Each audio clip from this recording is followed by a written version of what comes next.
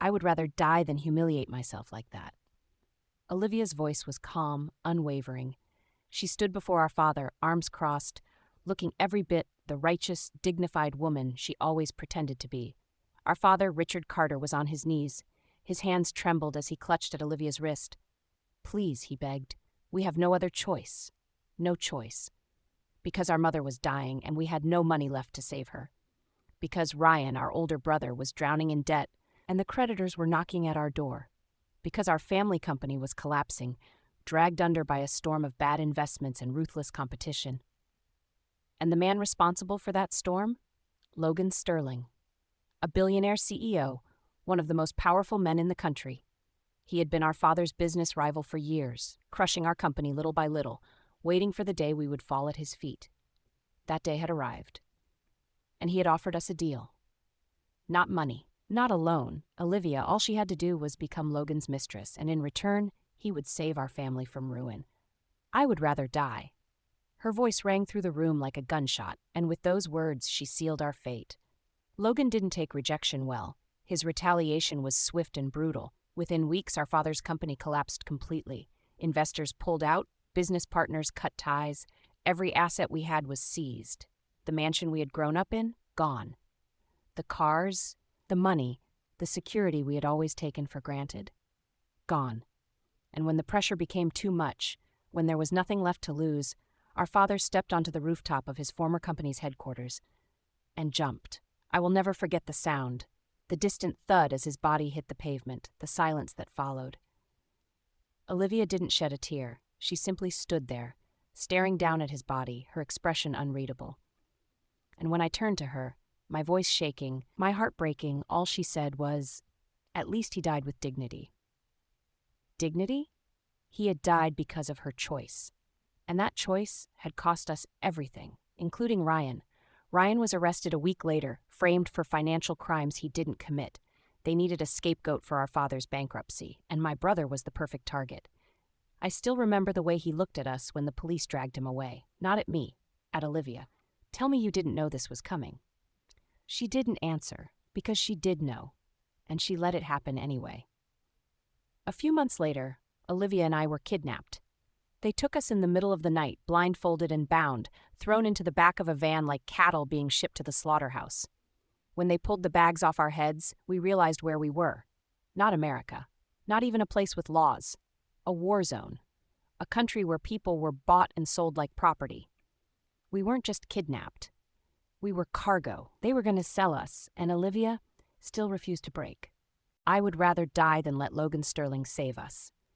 Even as they threatened us, even as they held knives to our throats, even as they beat us until we couldn't stand, she stood there, calm and righteous. And that made them angry. They wanted to destroy her, to break her spirit, to make her beg. But when she wouldn't, they turned to me instead. "You won't beg? Fine. We'll make your sister beg for you." And they did. They destroyed me in her place. I took every hit, every humiliation, every moment of suffering that should have been hers. I lost count of the days. I lost count of the pain. But through it all, I held on to one belief, that Olivia would save me. She had to. She was my sister. She wouldn't just leave me there, would she? When Logan Sterling came to rescue us, I thought it was over. I thought I could finally go home. But Olivia, she refused. Not for herself, for me. "If you take her too," she told Logan, "you'll use it as an excuse to force me into marriage. I won't let that happen. She'll be fine. She always survives." She left me. She left me there. And when I begged her, when I cried and pleaded, whispering, "Please at least report this to the police," she just walked away, and I waited. 1 year.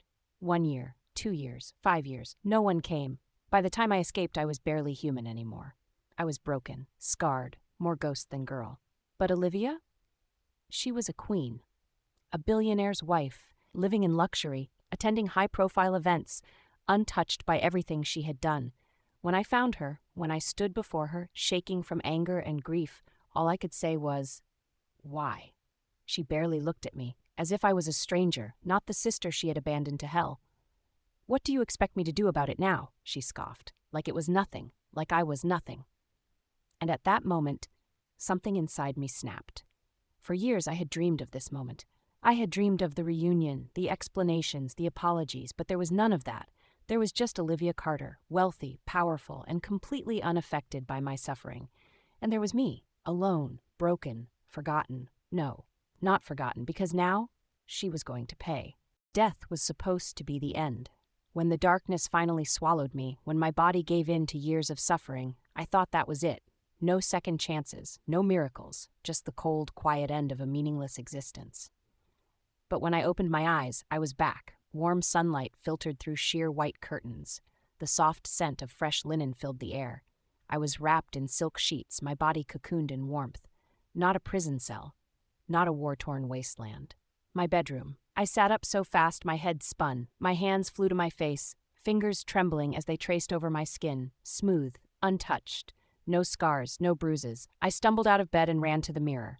The girl staring back at me wasn't the broken, hollow thing I had become. She was young, healthy, whole, 4 years younger. My breath hitched. My heart pounded against my ribs. This wasn't real. This couldn't be real. And yet, the proof was right in front of me. I was back before it all fell apart. Before Logan Sterling crushed our family, before my father jumped off that building, before my brother was thrown into prison, before I was abandoned to die. I pressed a hand against my chest, feeling my heart beat. Fast, erratic, alive. I wasn't dreaming. I had been reborn, and this time, I wasn't going to be the fool who let Olivia destroy me. A knock at the door. I turned just as it swung open, and there she was. Olivia Carter. For a moment, all I could do was stare. She looked exactly the same as I remembered. Tall, elegant, her auburn hair cascading over her shoulders in perfect waves. She was wearing a soft silk robe, her expression carefully composed. The last time I had seen her, she had been standing in a penthouse, sipping champagne, acting annoyed that I had survived. Now she was back to playing the perfect sister. "Emma, you're still in bed?" Her voice was light, teasing. "You'll be late for breakfast." She took a step closer, and something inside me twisted. Because I knew the truth.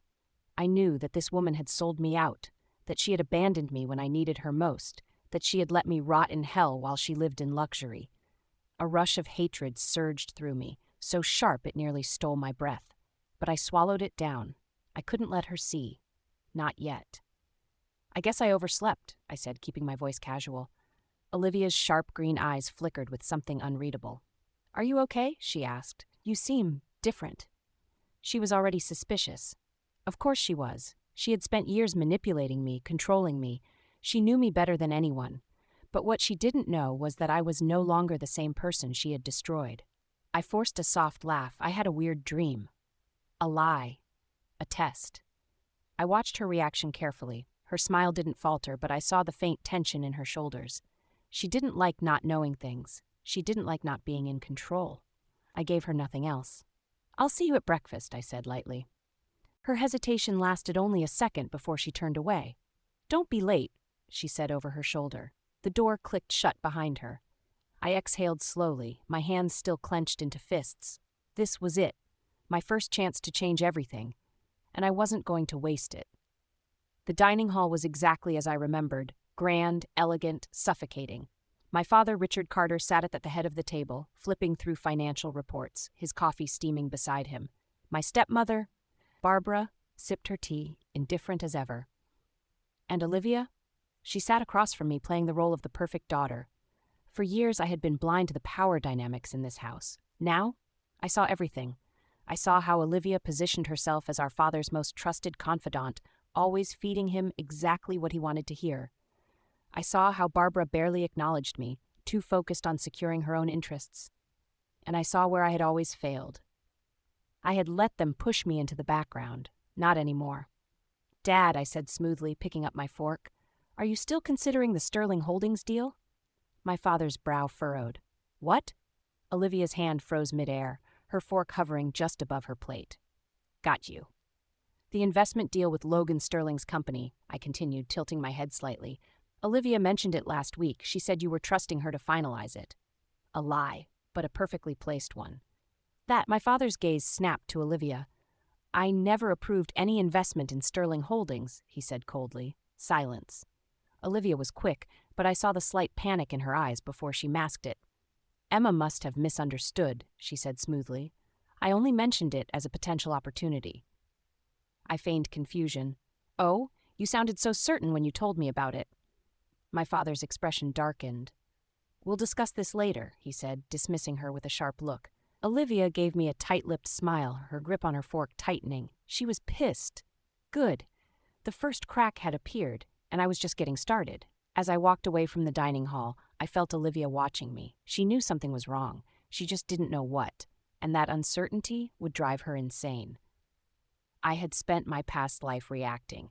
This time I would be the one in control. This time I would destroy her first, slowly, methodically, until there was nothing left. I smiled to myself. Let's see how well you play, dear sister. Because the war had just begun. A perfect mask only works if no one looks too closely. For years, Olivia had crafted an image of herself as the perfect daughter, the flawless sister, the untouchable woman. People admired her, they trusted her, they believed in her lies. But now? Now I was going to make them doubt her, and once that doubt took root, Olivia would destroy herself. It started small. Whispers, half-truths, a shift in perspective. If I wanted to ruin Olivia, I couldn't just tell people who she really was. No one would believe me. They needed to see it for themselves, and I knew exactly how to make that happen. The perfect opportunity came during a high-profile Carter Corporation board meeting. I had never been invited to these meetings in my past life. Olivia had made sure of that, always painting me as too naive, too inexperienced to be involved in the family business. But this time I forced my way in. I played the role of the dutiful younger sister, eager to learn, sitting quietly at the edge of the long mahogany table. And when the moment was right, I spoke. "I heard Olivia mention the partnership with Weston Enterprises," I said, tilting my head. "She said the deal was nearly finalized." The room froze. Weston Enterprises was a major real estate firm, and a deal with them would be a game changer. The only problem? That deal didn't exist. Olivia's entire face changed in an instant. Just a flicker of panic, so quick no one else would have noticed. But I did. And so did my father. "What deal?" Richard Carter's voice was sharp, demanding. Olivia's lips parted slightly, but no words came out. She was trapped. If she admitted I was lying, it would make me look like a fool. But that wouldn't be enough. So she did what she always did. She tried to lie her way out of it. "It's still in the early stages," Olivia said smoothly, forcing a calm smile. "I didn't want to bring it up until I had concrete confirmation." My father's eyes narrowed. "Strange," he muttered, "because I had dinner with Richard Weston last week and he never mentioned anything about working with us." The tension at the table thickened. Olivia's fingernails dug into her palm, but her mask stayed in place. "I was handling it personally," she said quickly. "Without my knowledge," my father countered. For the first time, Olivia had no answer. Silence.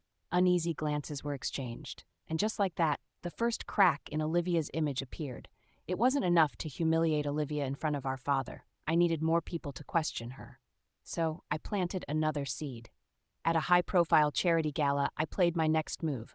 I walked into the grand ballroom, my posture poised, my eyes scanning the room. People who had once ignored me were suddenly curious. Because in this life, I wasn't the background character anymore. I was the one they should be watching. "You know, Olivia is incredible," I said to a group of wealthy investors, my tone light and casual. "She always finds a way to fix things, even when everything seems impossible."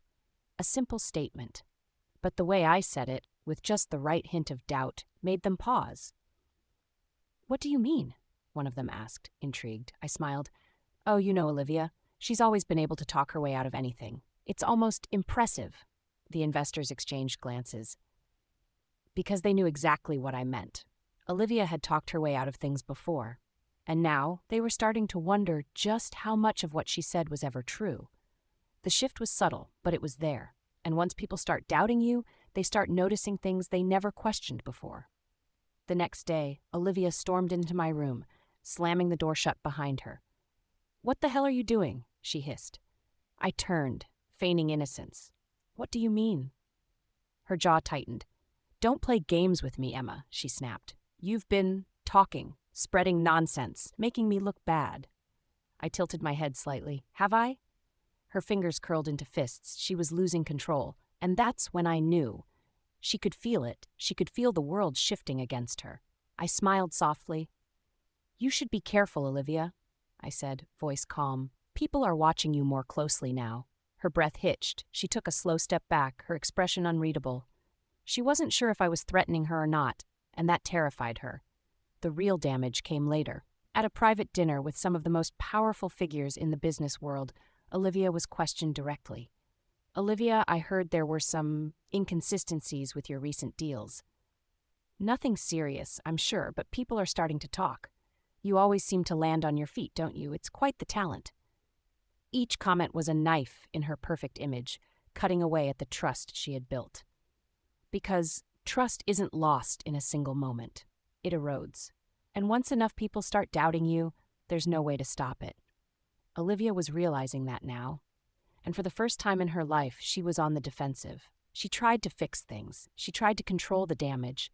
But every word she spoke, every excuse she made, only made things worse. Because when people think you're lying, nothing you say will ever sound like the truth again. That night, as Olivia sat in silence at the dinner table, I saw it. The fear in her eyes, the uncertainty. She was losing control, and she knew it.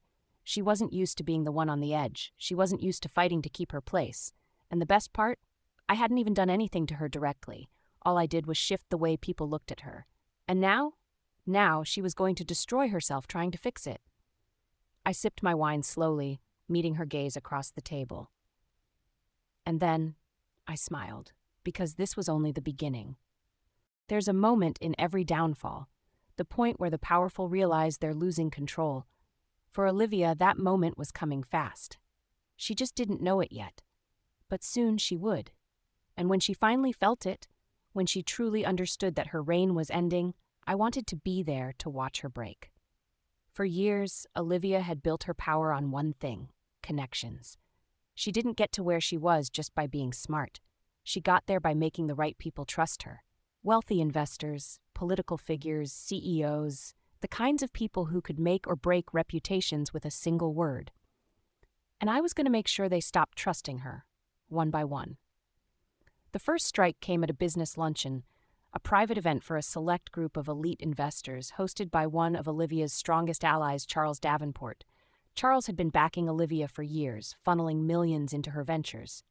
And now, I was going to take him away from her. The room was filled with old money and sharp eyes, men and women who valued power above all else. Olivia sat near the center, wearing her usual mask of confidence, effortlessly charming the table. And me? I sat quietly at the edge, watching her weave her lies. Then, at the perfect moment, I spoke. "Mr. Davenport, I heard you were reconsidering your investments in the Carter portfolio." Silence. Charles looked at me, surprised. "I never said that." I smiled, tilting my head. "Oh, that's strange. I overheard some of your partners expressing concern about recent discrepancies in Olivia's reports." I let the words hang in the air, a calculated pause, a shift in tone, a glance exchanged between investors. I didn't need to accuse Olivia of anything. I just needed them to question her, and they did. Charles turned to Olivia, his expression sharp. "Is there something I should know?" For the first time, Olivia hesitated, only for a second. But in a room full of ruthless businessmen, a second of doubt was all it took. I hid my smile behind my glass as she scrambled for a response. "Of course not," she said smoothly. "There's been a misunderstanding." But Charles wasn't convinced. The balance had shifted, and Olivia felt it. From that moment on, Olivia's biggest allies started pulling away, subtly at first. Deals that should have been guaranteed fell through. Investors who once followed her hesitated. She could feel her grip loosening, and she was desperate to stop it, which meant she only had one option left. She had to get rid of me.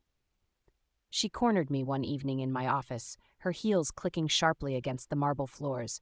Her mask was gone. Her perfectly controlled demeanor had cracked. "What the hell are you doing?" she hissed, slamming the door behind her. I looked up from my desk, calm. "Working." Her eyes burned with rage. "Cut the bullshit, Emma," she snapped. "I know you've been interfering with my deals." I leaned back, folding my arms. "Oh, and here I thought you were just losing your touch." Her hands curled into fists. I could see the calculations running through her mind. She had spent years playing with my emotions, manipulating me into submission. She thought she could do it again. "I'm giving you one chance," she said coldly. "Back off." I smiled. "Or what?" A flash of hesitation. Just for a second. because she had nothing to threaten me with anymore. She couldn't destroy my reputation. I had already built my own alliances. She couldn't turn our father against me, because for the first time, he was starting to doubt her instead. She had no weapons left, and she knew it, and she knew it. So instead, she did what she always did. She pretended to care. Her expression turned sad. "Emma," she said, sighing, "I don't want us to fight. We're sisters." I almost laughed. Sisters? Sisters don't abandon each other to die. Sisters don't stand by while their family crumbles. Sisters don't throw each other to the wolves and walk away untouched. I stood slowly, walking toward her until we were inches apart. "You made me your enemy the day you left me behind," I said softly. Her breath hitched, because for the first time she saw it, the hatred in my eyes, the certainty, the undeniable truth.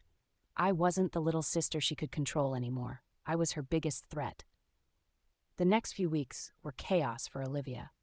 Everything she touched started falling apart. Charles Davenport withdrew his investments. Weston Enterprises canceled their partnership. Even the people who had always blindly supported her started questioning her leadership. She was losing everything, and she was losing it fast. And when people start losing power, they start making mistakes. She was desperate to stop the bleeding, which meant she was about to do something reckless. And I was waiting for it. Because the best way to destroy someone like Olivia is to let them destroy themselves. One evening at a private high society event, I saw it. The exact moment she knew she was losing. She was standing alone, watching as investors avoided her, watching as powerful figures whispered behind her back instead of welcoming her into conversations. Her hands were shaking. Her mask had cracked. And when she met my gaze across the room, I smiled. And for the first time in her life, Olivia Carter felt true fear, because she finally understood what was happening. She wasn't just facing setbacks. She wasn't just dealing with obstacles. She was losing the game completely. And the person who had taken everything from her was me. Power doesn't crumble in a single day. It falls apart piece by piece. Olivia Carter had spent years building her empire, manipulating people, controlling narratives, and ensuring that no one ever questioned her authority. But now, the doubt had already started, and I was about to turn it into a full-blown disaster. The key to destroying Olivia wasn't attacking her directly. That would make me look spiteful. It would make her look like a victim.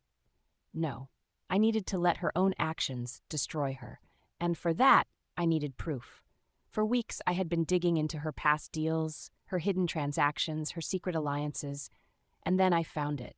A contract, buried deep in company records, connecting Olivia to an offshore account used for fraudulent stock trades. A clear, undeniable connection.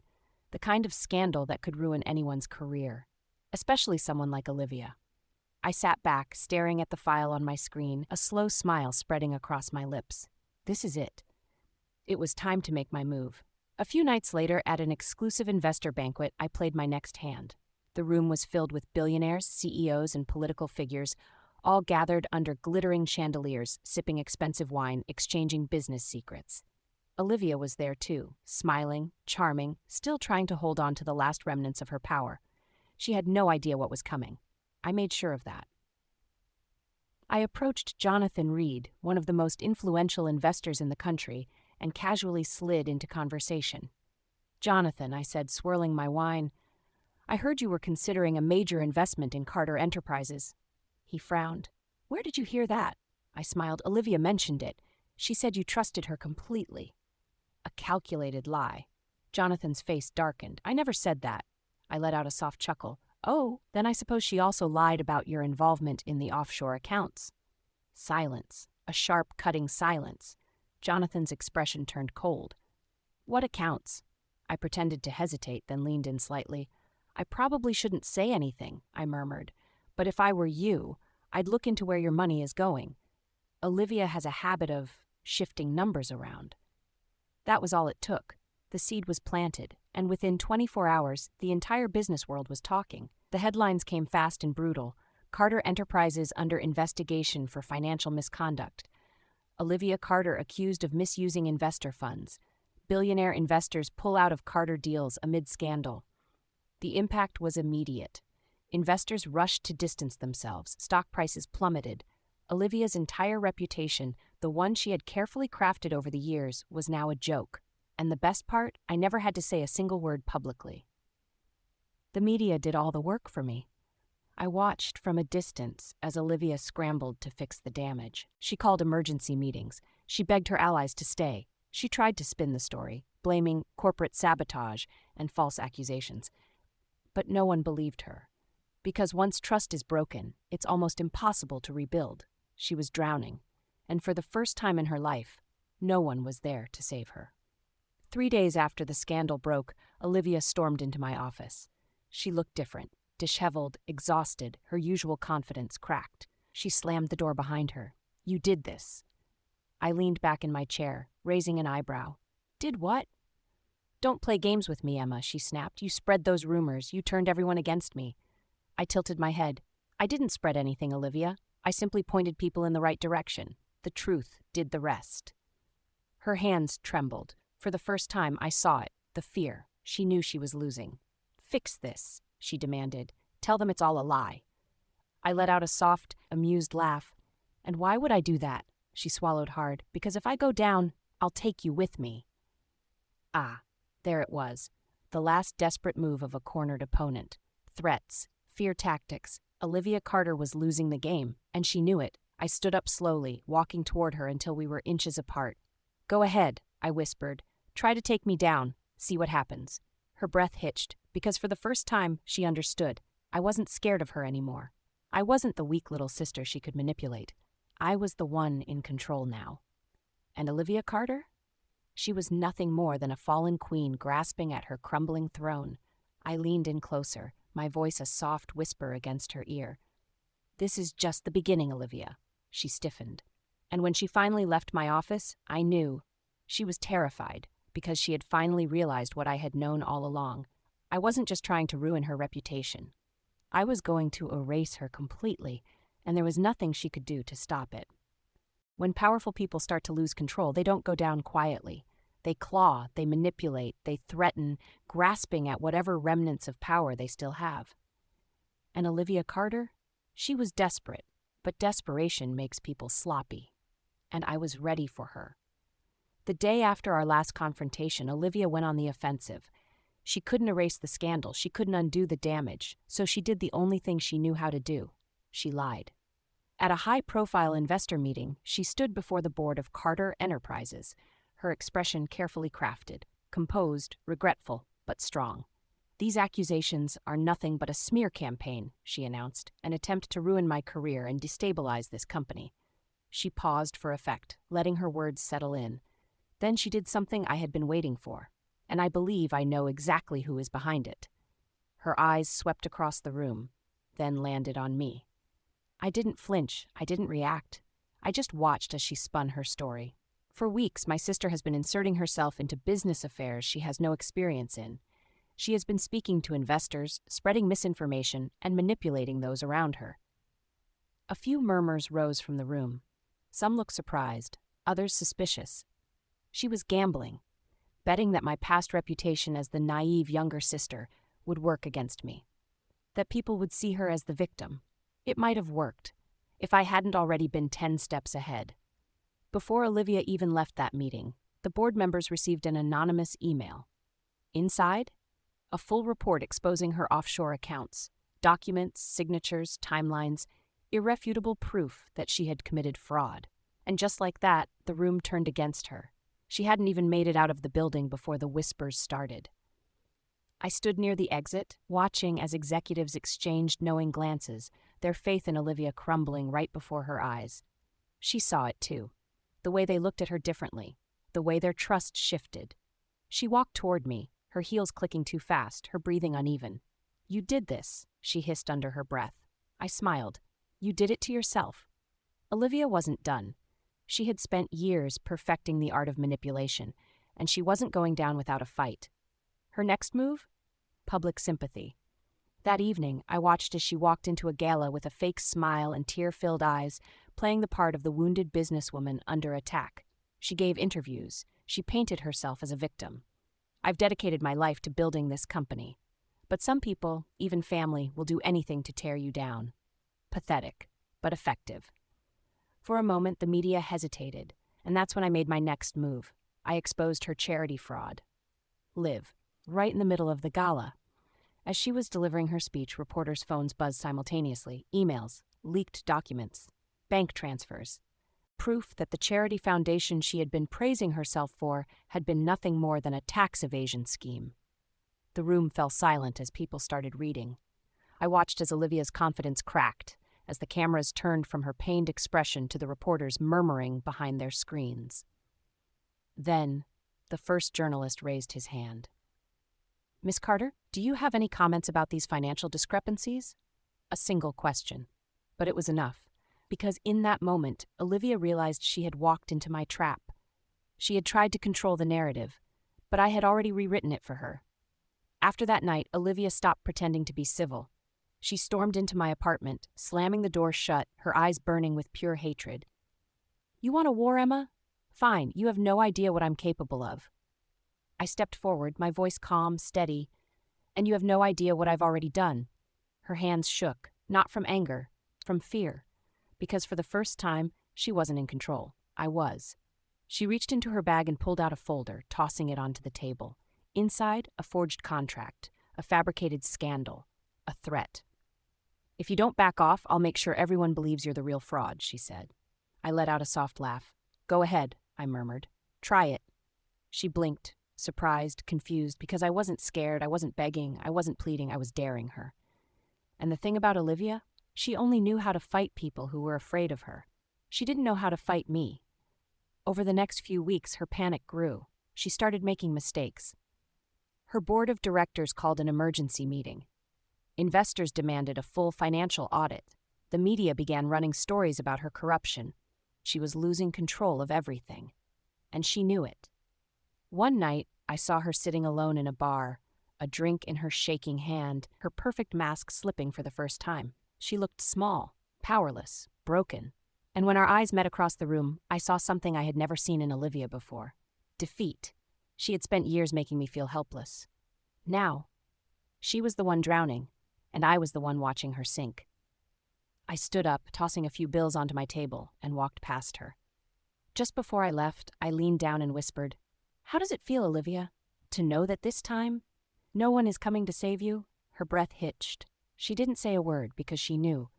This was the beginning of the end, and I wasn't done yet, not even close. Powerful people don't fall gracefully. They claw, they fight, they deny reality, right until the moment they hit rock bottom. And Olivia Carter, she was about to crash harder than anyone before her, because this time, there was no escape. This time, I was the one pulling the strings. The moment had to be perfect. For weeks, I had been orchestrating Olivia's downfall, stripping her of every last ally, backing her into a corner where there was no way out. But now, I was ready to end it. The final blow came in the form of a press conference, one called by Carter Enterprises in a desperate attempt to restore investor confidence. Olivia stood at the podium, her mask still intact, her voice steady, her expression carefully composed. "I have been the target of a vicious smear campaign," she announced.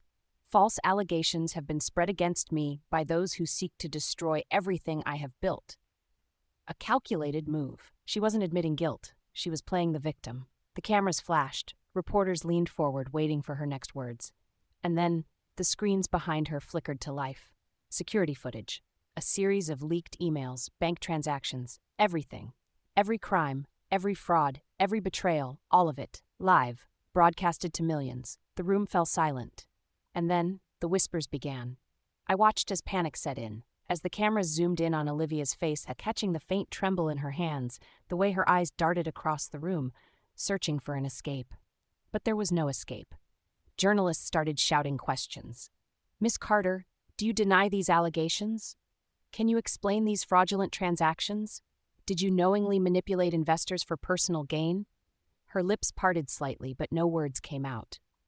She was trapped. Her perfect world was shattering around her, and for the first time, she had no control over it. Within hours, the fallout was catastrophic. Carter Enterprises' stock plummeted. Her board of directors voted to remove her. Her former allies, CEOs, politicians, investors denounced her. The media turned against her. She called them. She begged them. But no one answered. No one wanted to be associated with a sinking ship. She was alone. Completely, utterly alone. The call came at midnight. I wasn't surprised. I let it ring 4 times before I answered. Emma. Her voice was shaky, weak. I leaned back in my chair, twirling my glass of wine between my fingers. Olivia, I said smoothly. To what do I owe the pleasure? Silence. Then, I need your help. I smiled, because now she was begging me. Oh, I said, feigning interest. Help with what? You have to fix this, she whispered. Talk to the press. Tell them it's all a misunderstanding. Tell them what, Olivia? I cut her off. That you didn't commit fraud, that you didn't lie to your investors, that you didn't betray everyone who trusted you. She flinched. I could hear it in her breathing. She had nothing left. Please, Emma. She tried again. We're sisters. Sisters. Sisters. The same sister who left me to rot. The same sister who watched as I suffered, never lifting a finger to help. The same sister who had walked away when I begged her for my life. I exhaled slowly, taking a sip of my wine before speaking. You want my help, Olivia? Yes, she breathed. Please. I leaned forward. Then get on your knees. Silence, a long, suffocating silence. What? She finally whispered. You heard me. I said coldly. If you want my help, Olivia, get on your knees and beg for it. Her breath hitched. I could picture her, sitting alone in whatever dark, empty room she had found herself in, her pride warring with her desperation. She had never knelt for anyone in her life, and now? Now she had to beg me. After everything she had done, after everything she had taken from me. I waited to hear her sobs, waited to hear her choke on the same humiliation she had forced me to endure. But then, she hung up. I stared at the screen, my smile fading. She would rather lose everything than kneel to me. Even at the end, she was too proud, too arrogant, too Olivia. I set my glass down and leaned back, exhaling softly. Fine, let her drown. She had made her choice, and I had made mine. I saw her one last time. Weeks later, she was homeless, standing outside a rundown bar, clutching a threadbare coat around herself. Her makeup was gone, her clothes were cheap, her hair unkempt. She looked like a ghost of the woman she used to be. For a moment she didn't see me. She was too busy watching the world pass her by, a world that no longer had room for Olivia Carter. And then, her eyes met mine. For the first time there was no anger, no defiance, no schemes, just nothing. She had nothing left to fight with. For the first time she was truly defeated. And I just walked away, because this time she wasn't even worth my hatred anymore. I had won. Olivia Carter was nothing, stripped of power, abandoned by everyone she once controlled, reduced to a ghost wandering the ruins of her former life. For years I had dreamed of this moment, of watching her fall, of seeing her suffer, of making her pay for everything she had done to me. And now I wasn't sure if I felt anything at all. I sat in my penthouse, staring out at the glittering skyline. The world was mine now. I had wealth, power, influence. Everything Olivia once stole from me I had taken back, and more. So why did it feel so hollow?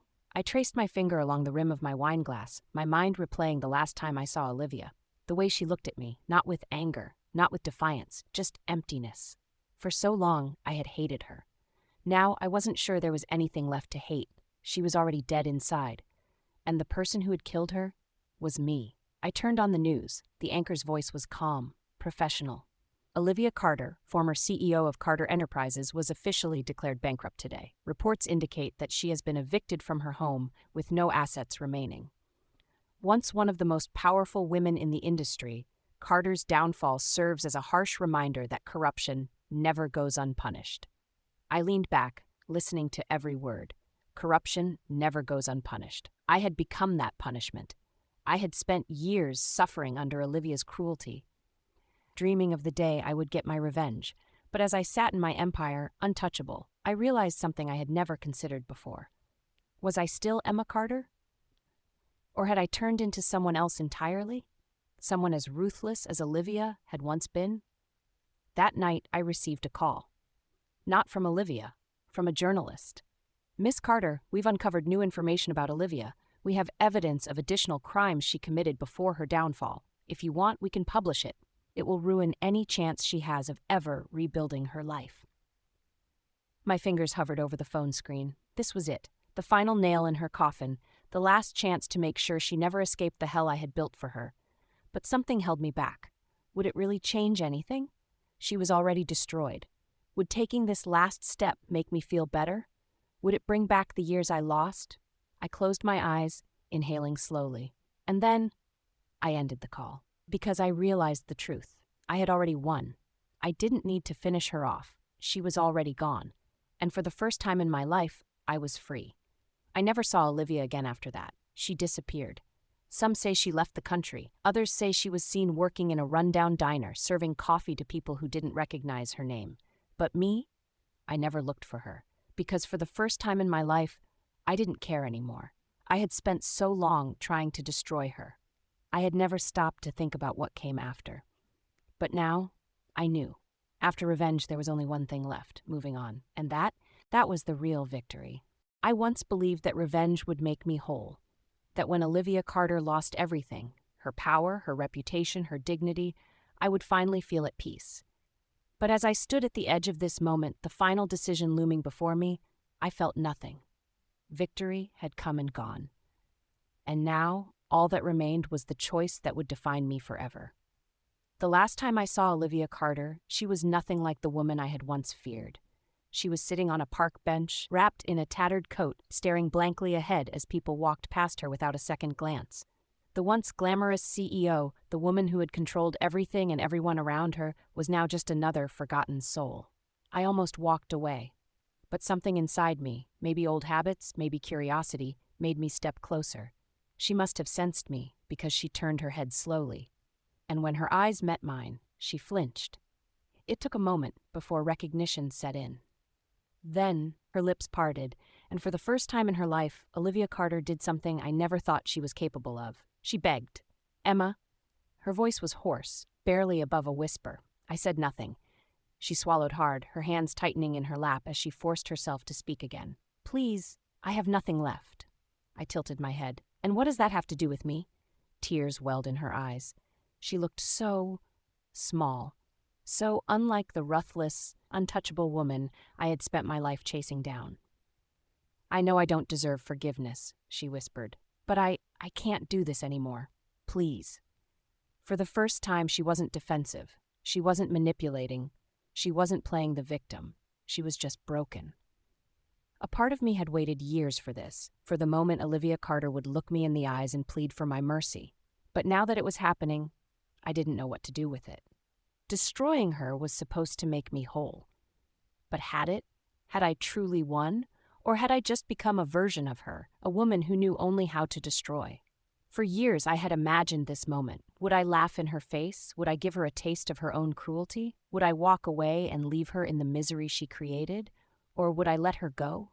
Could I? Could I look at the woman who had ruined me, who had left me to die, and choose something other than vengeance? I clenched my fists, my nails digging into my palms. I had to decide, and whatever choice I made would define me forever. I exhaled slowly and looked Olivia in the eyes. "You're right about one thing," I said softly.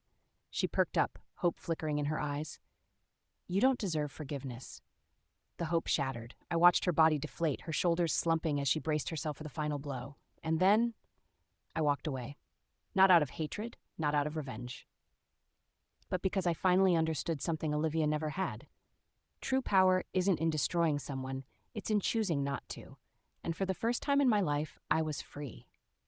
Revenge had consumed me for years. I had built my existence around it. Every move, every decision, every thought fueled by the need to destroy Olivia Carter. But now it was over. And for the first time, I was free. The morning after I walked away from Olivia for good, I expected to feel something. Relief, triumph, satisfaction. Instead, I felt empty, like a soldier who had spent years fighting a war only to realize that without the battle, they had no idea who they were anymore. I stared at my reflection in the floor-to-ceiling windows of my penthouse, watching the city below, the empire I had built, the life I had reclaimed. It was all mine now. But who was I without the war? Who was I without Olivia to fight against? I exhaled slowly. "You don't have to know right now," I whispered to myself. "You just have to move forward." And for the first time in years, I decided to do just that. I never heard from Olivia again. No calls, no messages. It was as if she had vanished from the world, but I knew the truth. She was still out there somewhere, living in obscurity, forgotten, alone. She wasn't dead. but she might as well have been. Because Olivia Carter, the untouchable, unstoppable queen, no longer existed. And that was punishment enough.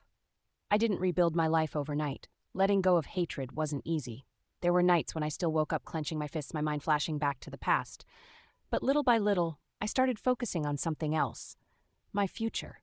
I poured my energy into my work, expanding my influence in ways that had nothing to do with revenge. I formed real alliances, built a reputation based on power and respect, not manipulation and fear. And I started to feel something I hadn't in a long time. Hope. Hope. Hope that I could be more than just the girl Olivia destroyed. Hope that I could be something new, something better. One evening, I stood on the balcony of my home, watching the sun set over the skyline. This city had once felt like a battlefield. Now it just felt like home. I thought about Olivia one last time, not with hatred, not with anger, just as a chapter of my life that had finally ended. "Goodbye, Olivia," I murmured. Then I turned away, and I never looked back. Because this time, I wasn't walking toward revenge. I was walking toward my future. If you enjoyed this video, don't forget to give it a like and subscribe so you don't miss any future content.